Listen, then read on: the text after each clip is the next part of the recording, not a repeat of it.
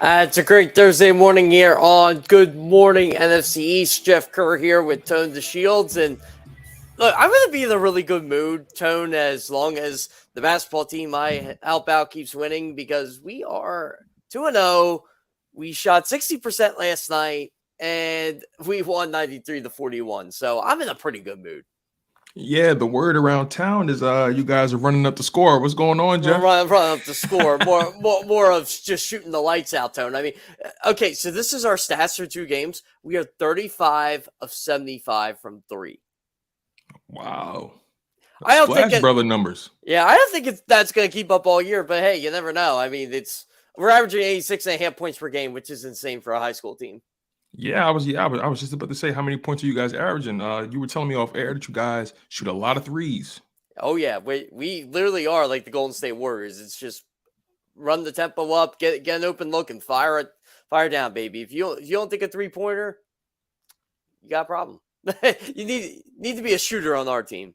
Hey, these days you got to go with the trends of you got to go with the trends of the sport. Yeah. And speaking of trends of the sport, when it comes to the NFL, it seems like the trends that we're seeing is this Vic Fangio style of defense. According to my guy John McMullen, who does an amazing job covering this league, he's an Eagles insider for JAKIB Sports and Sports Illustrated. He always pontificates. That's a word he loves to use. I learned that word from him, by the way. Shout out to John. He always talks about how most teams in the NFL, at least half of the teams in the NFL, deploy this Vic Fangio style of defense. And, it's not really the most aggressive defense unless you have the front four to get home on a regular basis. It's not really a blitz heavy style of a defense. And I was reading an article from Fox News' Scott Thompson. Shout out to him for writing a really good article. He was essentially covering Brian Dawkins, who was at an event for the USAA, and essentially he talked about Gannon's defense. He gave plenty kudos to the team, showed a lot of love to the team. Said the team's doing great. He knew they would be good, but he didn't expect them to be this good, this fast. So, he was pleasantly surprised with the team. But he spoke on Gannon's defense, Jeff, and he spoke about how even despite them being dominant in a lot of areas, despite them being ranked highly in a lot of areas, so on and so forth, there's only a couple things he would like them to slightly improve on or do a little bit more of. That being, blitzing a teeny bit more, being more creative with it, and being a more consistent run defense. So, again, let me preface this with saying Brian Dawkins, in no shape, way, or form, is criticizing the team. This team is doing really well, and anything you might have to say about this team constructively may be seen as a nitpick. So, look, man, this team's doing really well, and there's only so much that you can really say about them. But, just to add some context to it, the Eagles are a team that blitz at about a 21% rate per game. That's about middle of the pack of the NFL, right? And he would like to see a more improved and consistent run defense, more blitzes, so on and so forth. But the Eagles are ranked second in the NFL behind the San Francisco 49ers in terms of defense, as far as yards allowed and points per game. And like I said, the middle of the pack in terms of blitz percentage. So I have to ask you this. We know Jonathan Gannon can be passive at times. Last year, we saw him be passive towards a lot of high-profile quarterbacks, and he always sent the dogs out for lesser quarterbacks. I'm not a fan of that thought process, but my question for you is, because Gannon tends to play a passive style against these top quarterbacks, could that passiveness cost the Eagles in the playoffs when the competition is taken to another level? See, this is why I get really pissed off when people criticize good defenses. This bothers me because blitzing, the old song War, what is it good for? Absolutely nothing. That's blitzing. It is not good for any. You want man-to-man coverage? You want to blitz in zone coverage? Fine. Enjoy 50-yard touchdowns if that's what you want. Like, if that's the type of defense you want, fine. I don't know what people want from this defense anymore. They're first in the league in yards per play allowed. They're second in the league in sacks. They have the best opponent's passer rating in the NFL. They're one of the best pass defenses in the NFL. I just don't know what people want anymore. Like, who are we preaching to? Are we preaching to the lowest common denominator here that wants the Eagles to blitz? Yeah, all these wonderful Eagles games I used to hear about as a kid. The body bag game, the dominant game against Houston on Monday Night Football. I got a fun story about the body bag game and how much they blitzed. Yeah, they beat Washington pretty good. 5 weeks later, they play them in the playoffs and got their ass whooped by that same team. So I don't understand why fans want to go back to these glory days when you have Reggie White and Clyde Simmons and Eric Allen and Seth Joyner and all studs, by the way, all absolute studs. This is what bothers me about that. As good as those teams were, as great as that defense was, they did not win jack shit. So it's so interesting you said that, right? To me, it's a disappointment. Like I wish this defense had those players, and this defense is really good. I wish they had those players, and I'd love to see how good Reggie, Clyde would be, 4-man front, Seth Joyner playing in this defense. Like that's what I would want to see, because I think they would suit today's NFL just as well as they suited today's NFL 30 years ago. Yeah, absolutely. You said something really interesting that takes me to my next point. You said the fact that these teams that did all this blitzing, but especially back in the day, didn't really win anything, in terms of the Philadelphia Eagles, right? And let me just bring it to the forefront. Let me just bring a full circle to 2022. I want you to note that the teams that blitzed the most, and again, this is in no way us going at Brian Dawkins. Brian Dawkins is a legend. He's a Hall of Famer. Again, he's in love with this team right now. But he was asked a question and he just said, I just would like a little bit more creativity on the blitz side. That's all. But again, I want to make it clear that in no shape, way, or form is Brian Dawkins going at the Eagles. I want to make sure the fans understand that, right? Yeah, he actually talked to my buddy Jordan DeJaney. We've had him on the show. Okay. And he was raving about the secondary too. So I mean, right, exactly. So Brian Dawkins has, Brian Dawkins has always been an ambassador for the Philadelphia Eagles, no matter where he is. So shout out to him. Actually, one of my favorite players of all time. Actually, my favorite Philadelphia Eagle of all time, but I digress. Let's keep this in mind, right? When it comes to blitzing, yes, the Philadelphia Eagles are middle of the pack in terms of blitz percentage per game. But let's put it in perspective.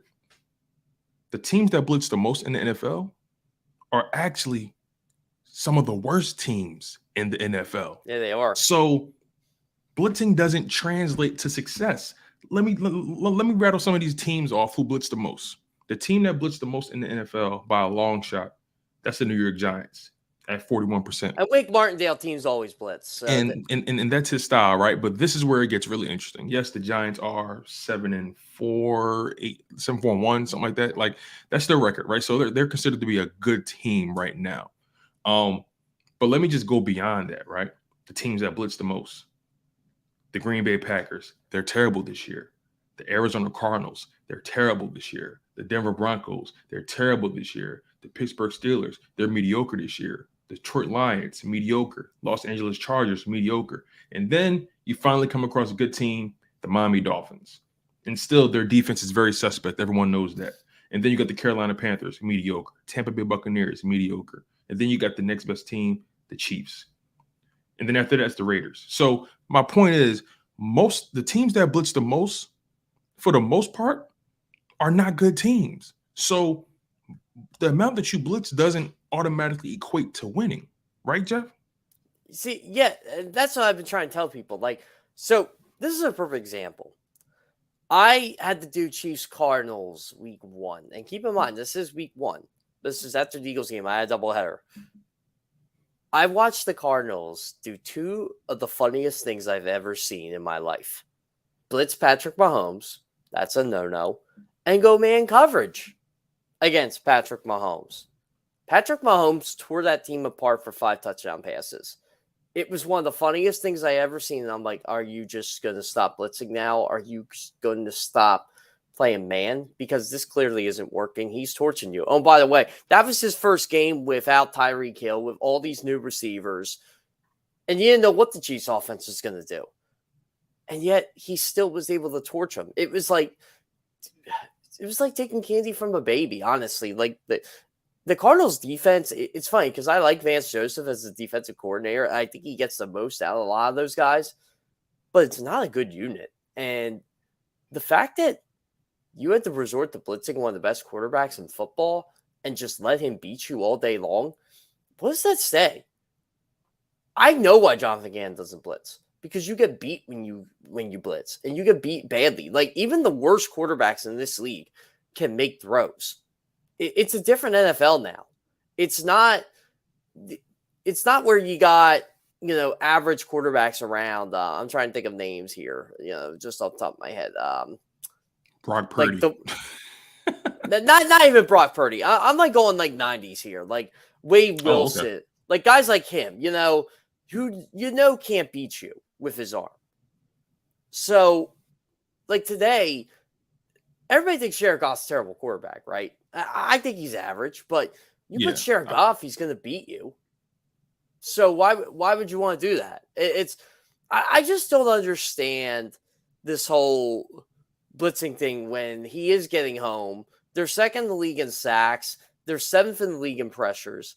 They get home. Like, the Eagles do get home, and that's the style now. It's not send an extra rusher. You need all the – and by the way, receivers are better than ever now. So you need as many guys back there as you can. And for guys that get upset about them playing conservative or passive or sticks defense or whatever, that's just the way the game is now. It's you have to force the quarterback to make a mistake. And Dawkins said this too to Jordan. You know why they're really good? They do something a lot of defenses don't do. They generate turnovers. And he said it's more than just interceptions. It's forced fumbles. They force the opponent to make a mistake. There's a reason why they're number one turnovers this year. And it's just because they know how to catch a football. Yeah, absolutely. Overall, I actually think that Philadelphia Eagles defense, there's certain moments where you're like, I would have blitzed there, or hey, I would have did this, I would have did that. Or why did they play so far back on this? Yeah. My biggest issues with the Philadelphia Eagles defense has always been why DBs are so far back rather than how often they blitz, because there's a lot of talent in that front seven. And again, Jonathan Gannon is blitzing more than he did last year. And that's because he has more talented guys on the back end. So, I mean, look, every play can't be a blitz. I'm a fan of timely blitzes, though. I'm a fan of blitzing a quarterback third and long. You know what I mean? So, you can still get beat on third and long. No, you still can. You still can. But it has to be well placed, in my opinion. Here's another reason why I don't like blitzing anymore. Tackling in the NFL is atrocious. I don't know where these guys learn how to tackle. I learned how to tackle correctly at 10 years old. I don't even know. Honest. It's harder to play defense now more than ever. They're not letting these guys put hands and feet on these offensive players. They're trying to protect the product, and that's the offenses. And these guys also don't learn to tackle correctly either at a young age. It's more of boom, boom, boom, shoulder. That's not tackling. Tackling is rapid, but you're right. Like, anytime you touch somebody, it's a penalty. Like, here's the other problem with blitzing. When you're blitzing, you're going full force at the quarterback, right? What if you hit him in an awkward way? That's 15 in the first down. Do you really want that? No, you're right. You're right. So, blitzing, comes with its own set of advantages and its own set of disadvantages for sure. But ultimately, again, this Philadelphia Eagles defense, they're ranked second in yards per game. They're ranked second as far as points allowed behind the San Francisco 49ers. They lead the league in turnovers. I believe they're second in the league as far as sacks, like you said, or top 5 in sacks. So, again, the bottom line is, no matter what people may feel or think about this defense, what they need to do more of, what they need to do less of, the results are the results. So, if you want to complain about something on the Eagles, right? If you really want to complain about something on the Eagles, complain about special teams. Absolutely. And yes, and last week or this past Sunday against the Titans was their best game by far this season. So we'll see if they're able to maintain that level of consistency on the special teams. Moving the conversation forward, you brought up something behind the scenes as well that I think deserves to be talked about. There's been a rumor circulating via PFT, Pro Football Talk, and I actually am a fan of Pro Football Talk. I like Mike Florio's program. I like I like his writing, so on and so forth. But By the way, I love Mike Florio, but yeah, man, sometimes he's got to stay off Twitter. like most people. But Yeah. before we bring up our guy, the gentleman, the scholar, Mark Farzetta, before we bring him to the forefront, he tweeted that last year, and I'm going to paraphrase his tweet, but basically he was saying that last year when Odell Beckham Jr.'s market dried up or sputtered out, all of a sudden the Rams came in and swooped them up and they won the Super Bowl.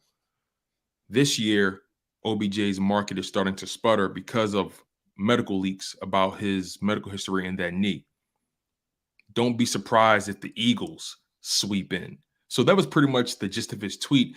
I don't really believe that the Eagles need OBJ. There was a moment where I said, wow, that would be exciting to watch. But I'm not sure if it was you or someone else. Someone brought up a very interesting point. The fact that when you bring OBJ in, you can't help but to throw him the ball. You feel the obligation to throw him the ball. So, I'm curious to hear your perspective on the latest news and rumors and updates about Odell Beckham Jr.'s potential signing, and can you add more context to what's going on with that guy? Yeah, here's my issue with Odell Beckham, and I kind of touched on this yesterday or Tuesday. I'm trying to remember when we talked about him at length, and he's such a me first guy, and I actually think what Kevin Boiler said to us was right yesterday. He'd be great in the Eagles locker room because they're winning. He's a great teammate when they're winning. But what happens when OBJ isn't relevant? Because I feel like this whole free agent tour is just a way for him to stay in the news because he knows he's not playing this year. And if he does play, he ain't playing until January. I mean, look, that's what I was saying with Dallas. It's week 14, so when are you playing? You're not playing Sunday. You're not playing the following Sunday. You might play on Christmas Eve, maybe, but how effective are you going to be, right? You're not going to be really anything to the playoffs if you're anything at all. I think he wants a deal for 2023. So maybe that's where that whole Eagles rumor comes in. I don't know, but Nick Sirianni said it best. I like the wide receiver room we have, and I'll just leave it at that. He didn't say yes, he didn't say no. So, again, I'm not a fan of him being here. I don't think the Eagles need him. I think Odell, I just don't think they need him. That's the bottom line. I know it's radio, JAKIB Sports Talk. We have to do it, right? But I don't think they need him.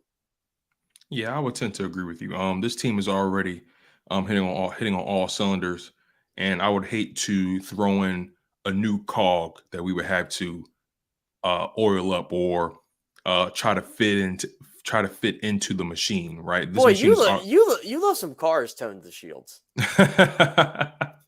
Oh man, I wish I knew cars like my man Xander Kraus. That's the car guy. But again, bringing in a guy like OBJ, it comes with its own set of advantages, and it's a whole nother set of disadvantages. And I'll leave it at that. You guys, keep it locked on Good Morning NFC East. We need you guys to smash that like button. Continue to stay engaged in the content. Continue to comment below. Make sure you guys are subscribed to JAKIB Sports. We would appreciate all the love and support. The more you guys lock in, the more you guys support, the better the content will be, and the more you'll be able to see Jeff Kerr's beautiful face. Next up. I don't know why anyone would want to see that. I mean, I think you just lost 10 people, Tone. Oh, no, I think I just gained 20, Jeff. I think I just gained 20. By the way, I want to ask you this before we go to the break. Are you a glass half empty or half full kind of guy? Because there's an analogy to that, by the way. Oh, man, if I had to really be honest with myself, I have to be I'm a glass empty kind of guy. I mean, glass half full kind of guy. Yeah, I am too. See, here's what I tell people who are glass half empty. Well, how can your glass be half empty? Think about that for a second. Hold on, wait. That went over my head, Jeff. I'm not. It's 7 in the morning here. Went to undergrad for 4 years, so that sounds like a master's level joke. Well, it is 7 in the morning too. I'm one of those people. I always try to puzzle people. I'm like, well, how can your glass be half empty? Like, think about that for a second, and then you're right, and everybody gives the reaction you do. Okay, got it. Yeah, think about it. Like your glass can always be half full. Right. But Could if never it's be empty, half it's empty. empty. There's nothing there. There's no Yeah, such thing as exactly. half empty. Thank you. I'm one of those people. I'm like, I don't know where that acronym came in, but it is kind of funny. Oh, man. You guys are locked in on Good Morning NFC East. Next up, we have our guy, the man, the myth, the legend, one of the most beautiful bald-headed men you'll ever see, Mark Farzetta. This is Good Morning NFC East with Jeff Kerr, and I'm your guy, Tone DeShields II, the super producer. Keep it locked, you guys. You don't want to miss this.